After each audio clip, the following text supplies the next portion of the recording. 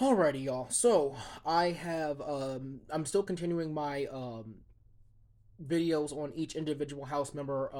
I have quite a few to go still. I haven't stopped. I'm actually still doing it now, but while I'm doing the one that I'm currently on, there's something that has come to my mind and something that seems to be a pattern. I'm going in and I'm looking at each congressperson's sponsored legislation, something that they have wanted to introduce to the House for consideration. I think that is a good place to start. If you don't know your representative, you need to first off figure out which district you live in, and then figure out which representative from that district represents you in Congress.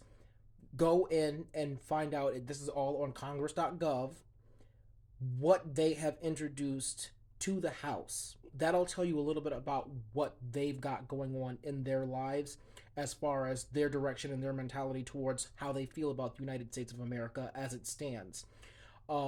That's pretty much where I'm getting a lot of my information from as far as what they are championing, what they're trying to get passed. And looking at some of these bills, it's very telling who these people are. So if you want to know who your representative is and what they stand for, go look at the bills that they've sponsored. Now, to be clear, sponsoring a bill does not mean they wrote it.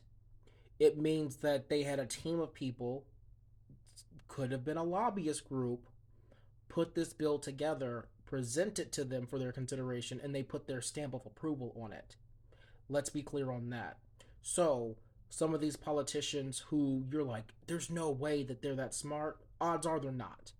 Same thing with the president. There are people behind the scenes pulling their strings, and you will see when it comes to the language in some of these bills, it's written very ambiguously.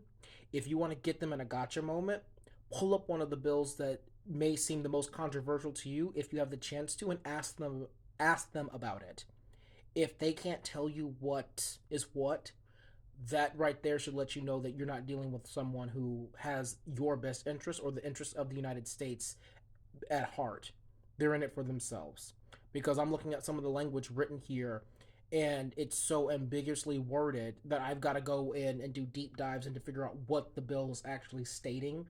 And once I find a way to interpret the bill, that's when I can make my fair judgment, which is why these videos are taking so long and I'm not able to do just right down the slate, because I've got to go in and see what these people are about, what they're doing, and once I make a determination based off of my perception, and again, these are my perceptions only, I encourage you to do your own homework and even fact check me when finding out what some of these bills are all about.